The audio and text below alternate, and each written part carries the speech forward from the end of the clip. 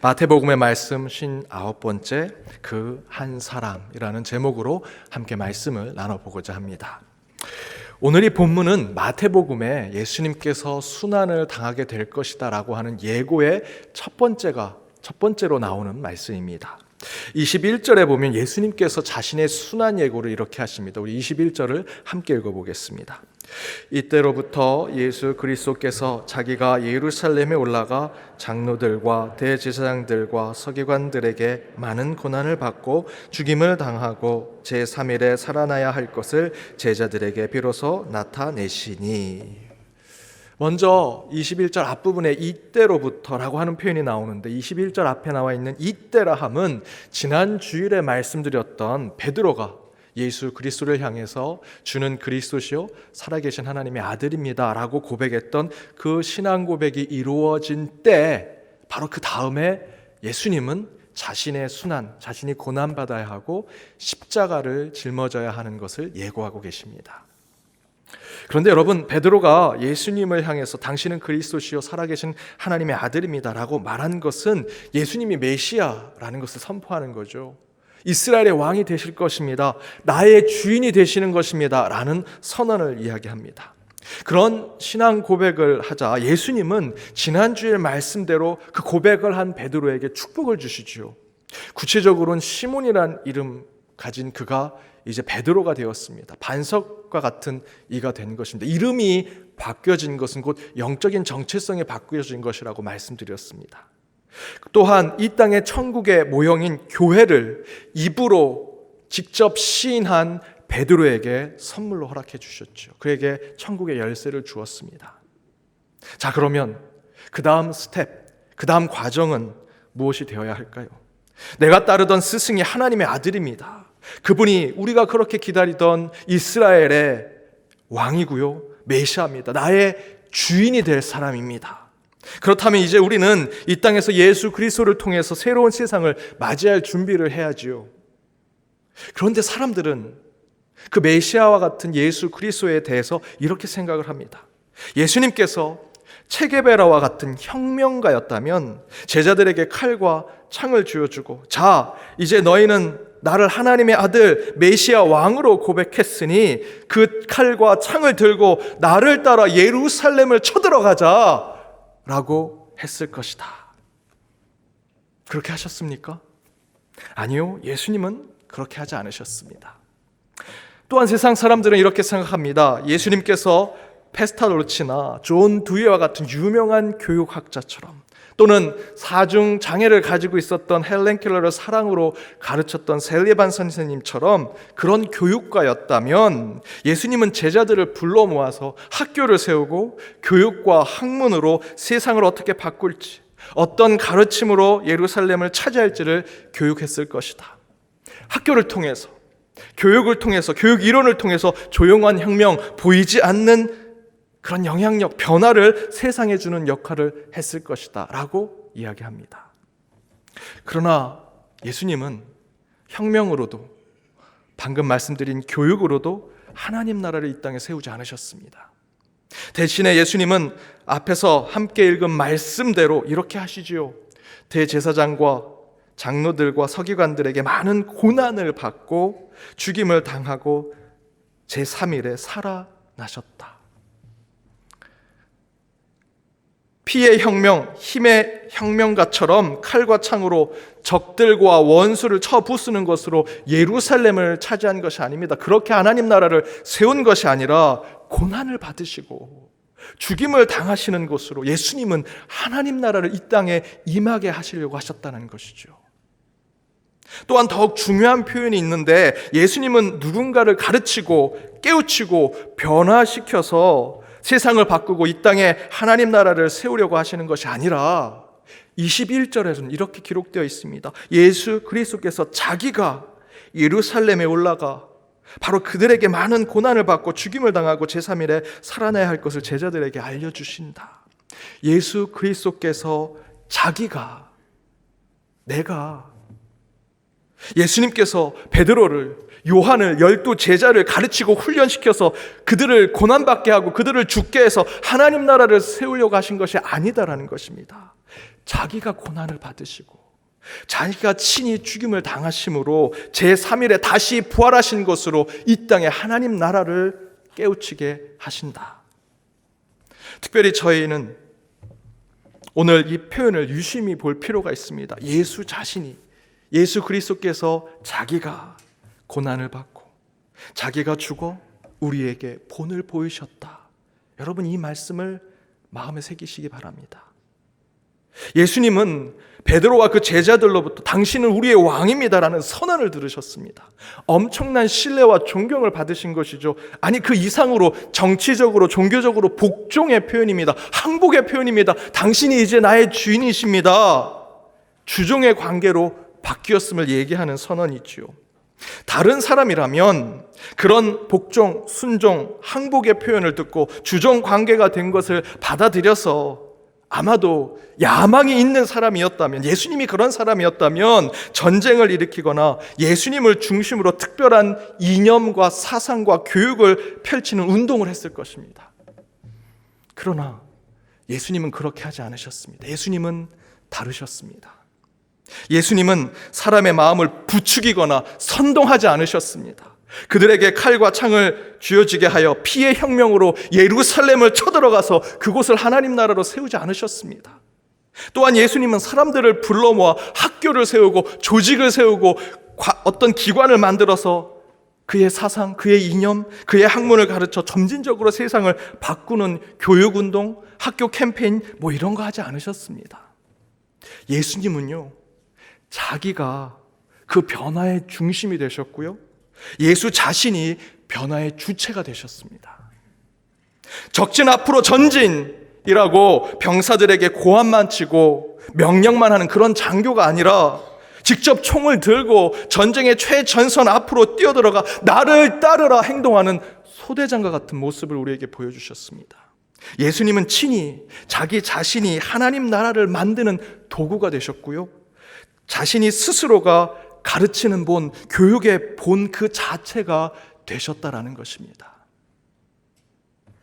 몇 주 전 새벽 기도 때 제가 이 이야기를 말씀드렸습니다. 아이들은 부모를 그대로 쫓아간다. 부모가 아이들의 본이 되고 교육의 그 자체가 된다라는 것이었습니다. 아이들은요, 부모님의 행동, 말, 그들이 보여주는 것을 그대로 스펀지처럼 빨아들여서 다른 것에서 배우는 것이 아니라 부모로부터 배우며 살아가죠. 욕을 잘하는 한 아이가 있었습니다. 그 부모가 너무 속상해서 도대체 이 아이가 바깥에서 어디서 이렇게 욕을 배웠을까? 그래서 방송국의 도움을 받아서 집 곳곳에 CCTV를 설치하고 이 아이가 어떻게 욕을 하게 되는지를 보았습니다. 그렇게 관찰했는데 놀라운 결과가 나왔습니다. 무심결에 그 부모가 하는 욕을 그대로 듣고 보고 따라하는 것이었습니다. 다른 곳에서 나쁜 것을 배운 게 아니라 부모 한 그대로 배웠던 것이죠. 부모 그 자체가 자녀들에게, 아이들에게는 본이 되고 기준이 되고 원칙이 되었습니다. 부모가 아이들의 교육 그 자체가 되는 것이었습니다. 본 자체가 되는 것이죠. 누군가가 본을 보인다는 것은 윽박지르거나 명령하거나 수십 시간 잔소리하면서 공부로 가르치는 것으로 되는 것이 아닙니다. 한마디의 철학과 한 구절의 형이상학적인 표현보다 더 중요한 역할을 하는 것은 한 사람이 본을 보여주는 것입니다. 그것을 바로 오늘 본문에서 예수님께서 우리에게 보여주고 계시지요. 네덜란드의 바스반 덴 푸테라고 하는 교수는 사람들에게 이 초콜릿은 맛있습니다 라는 것을 아무리 과학적으로 특별한 방법으로 설득하고 설명하려고 해도 사람들이 그 초콜릿이 맛있다라고 생각하지 않는다라고 합니다. 그럼 어떻게 해야 되느냐? 한 사람이 초콜릿을 아주 맛있게 먹는 모습을 보여주기만 하면 저 초콜릿은 맛있구나 라고 생각한다는 것입니다. 그런 심리학적 발표를 했습니다. 100마디 잔소리해도 한마디로 한 번에 좋은 모습을 보여주고 본을 보여주면 그것을 따라가게 되어 있죠. 제가 예전에 사역했던 교회에서 한 장로님께서 매번 아침 식사 때 대접을 해주셨습니다. 새벽 기도 끝나면 일주일에 한 번 또는 두 번 저를 데리고 아침 일찍 아침 식사를 하는 곳에 찾아갑니다. 여러 식당을 돌아다니는데 이 장로님이 큰 식당을 운영하시다가 은퇴하셨던 분이셨습니다. 그런데 그런 식당에 갈 때마다 야, 이 식당은 잘 되겠다. 야, 이 식당은 잘 안 되겠다 라고 항상 얘기하십니다. 그래서 제가 여쭤보았습니다. 장로님, 뭘 보고 그렇게 판단하십니까?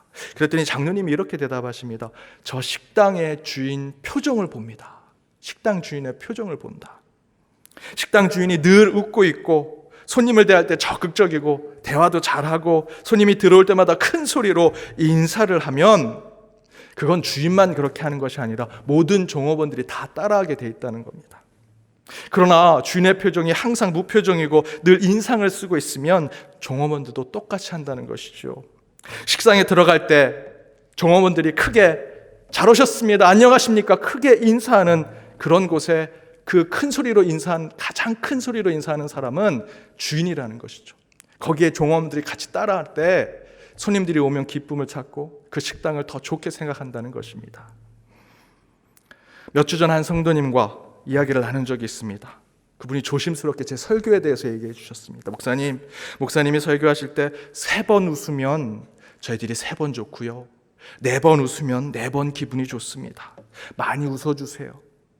설교 내용은 어떤 하나님의 말씀이든 마음으로 저희가 받아들이고 회개할 것이 있으면 회개하고 결단할 것이 있으면 결단하지만 목사님 말씀 전하실 땐 표정 지으실 때 항상 웃으면서 말씀을 전해주시면 좋을 것 같아요. 목사님이 웃으면서 말씀을 전하면 저희들의 마음밭이 길가나 돌밭이나 가시밭 그곳에서 옥토로 바뀌게 되거든요. 표정 중요합니다. 여러분, 제가 이렇게 설교하면 설교 잘 옥토에 심겨질까요?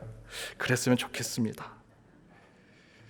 그런데 제가 매일 설교할 때 여러분 이건 죄입니다, 이건 잘못입니다, 이렇게 살면 안 됩니다 라고 하면서 이렇게 웃으면서 설교하면 아주 미친 설교가죠. 그렇게는 할 수는 없습니다.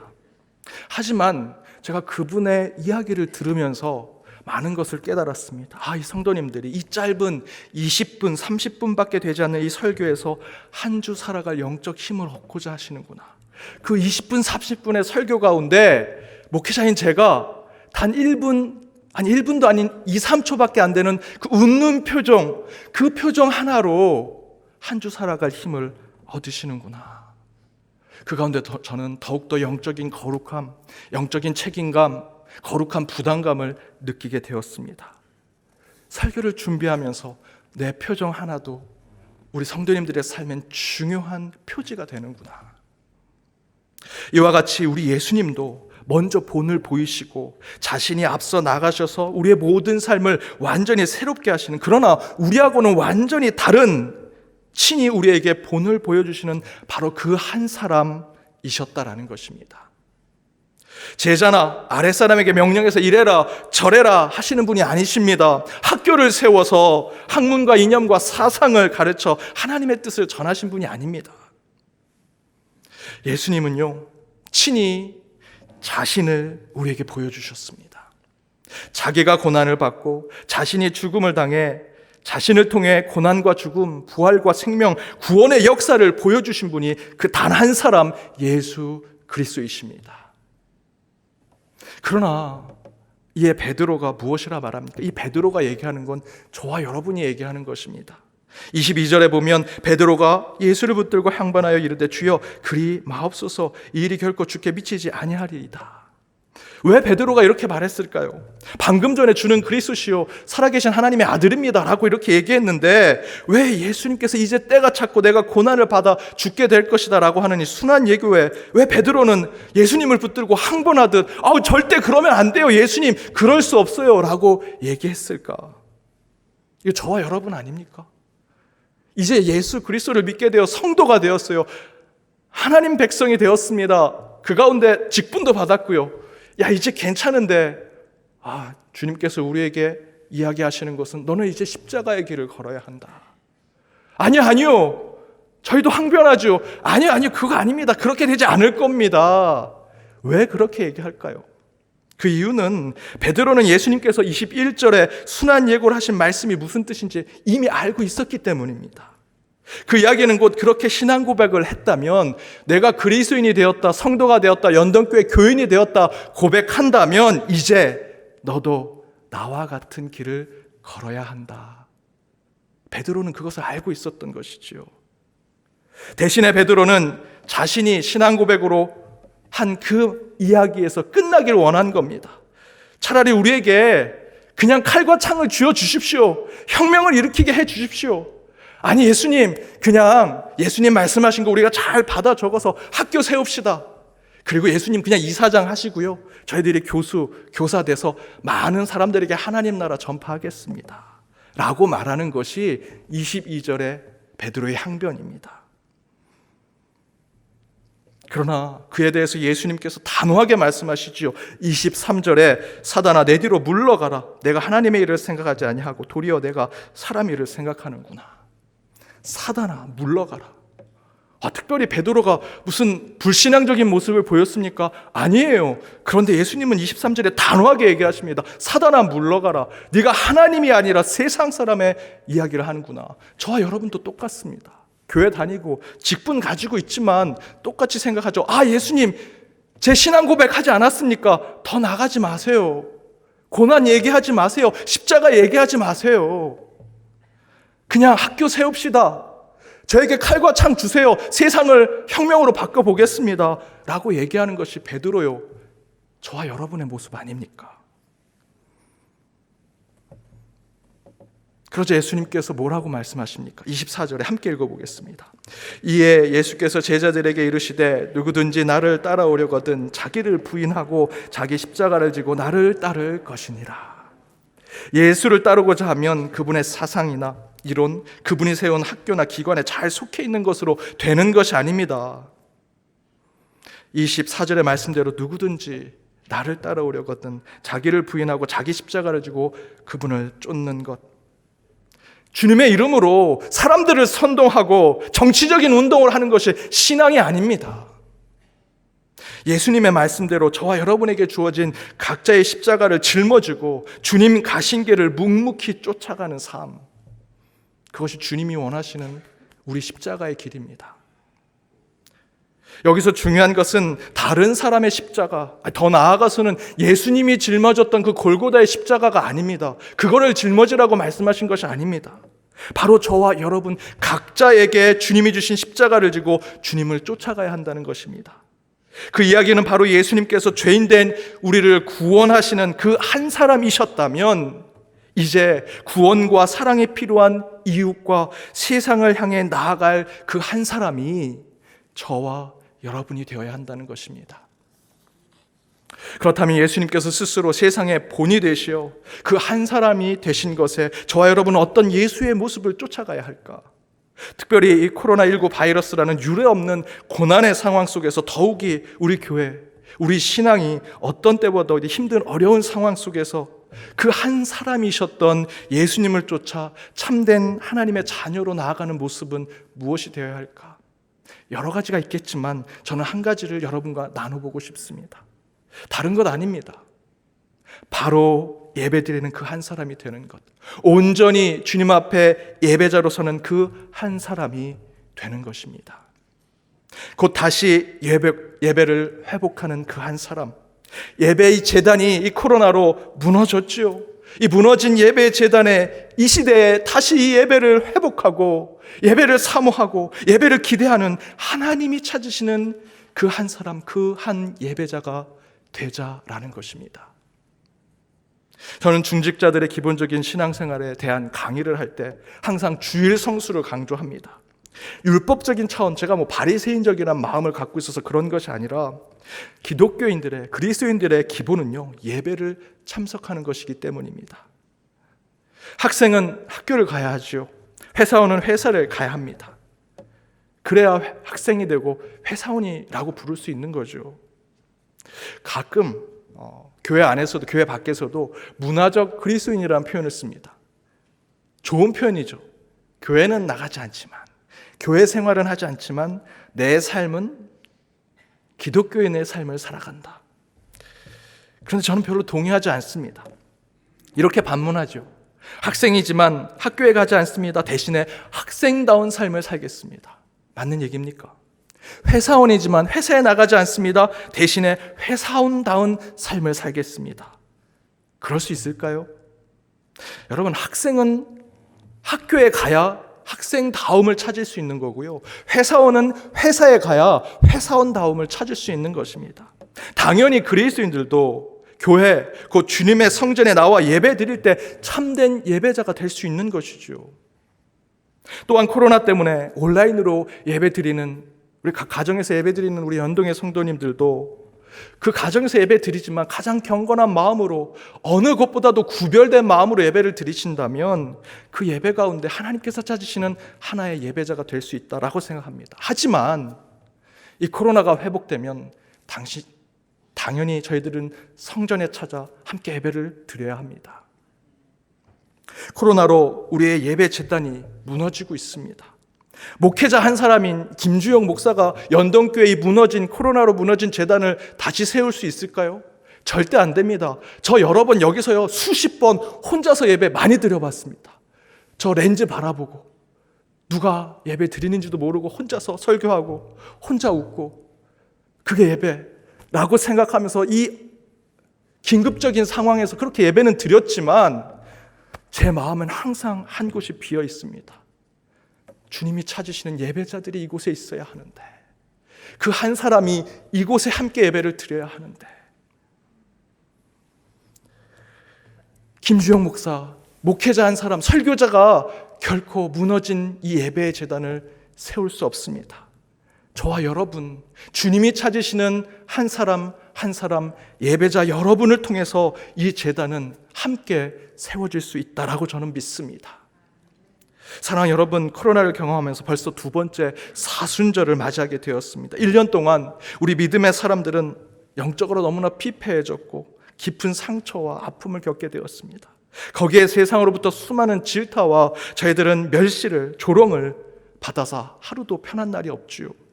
그럼에도 불구하고 우리 예수님은 우리보다 더 심한 조롱과 비난과 멸시를 받으시면서 십자가의 길을 걸으셨습니다. 그렇다면 저는 이번 사순절에는 그 골고다의 언덕의 고통과 아픔만 생각하지 말고 그것을 승화시켜서 긍정적으로 우리 신앙에 적용하기를 원합니다. 어디에서부터 회복할까? 어떤 신앙에서부터 긍정적인 변화를 줄까? 묵상해 보았습니다. 앞에서 말씀드린 대로 결론은 너무나 간단합니다. 다시 예배를 회복하는 것입니다.